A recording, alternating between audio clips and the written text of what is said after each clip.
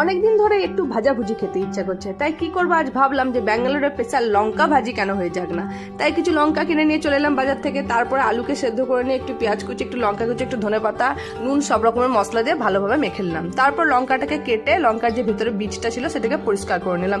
এই লঙ্কাটা কিন্তু মোটেই ঝাল হয় না, দেখতে এরকম হয়। তারপর আলু স্টাফিংটা এর মধ্যে ভরে দিলাম। তারপর বেসন নিলাম, বেসনের মধ্যে নুন, কাশ্মীরি লঙ্কা গুঁড়ো, হলুদ গুঁড়ো, একটু জিরে গুঁড়ো আর একটু মতন জোয়ান আর একটু পোস্ত দিয়ে ভালোভাবে ব্যাটারটাকে ঠিক করে মেখে নিলাম। তারপর লঙ্কাগুলোকে দিয়ে তার বেসনটার মধ্যে ভালোভাবে চুবিয়ে এপিট ওপিট করে তেলের মধ্যে দিয়ে দিলাম।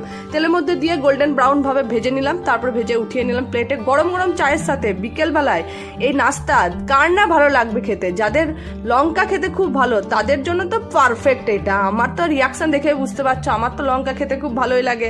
আমার রিয়াকশন দেখে কি মনে হচ্ছে? খেতে তো নিশ্চয়ই ভালোই হয়েছে। আপনারাও বাড়িতে ট্রাই করুন, খেতে কিন্তু খুব ভালো লাগবে। ভিডিওটা ভালো লাগলে প্লিজ লাইক, চ্যানেল সাবস্ক্রাইব করবেন এবং বেল আইকনটা অল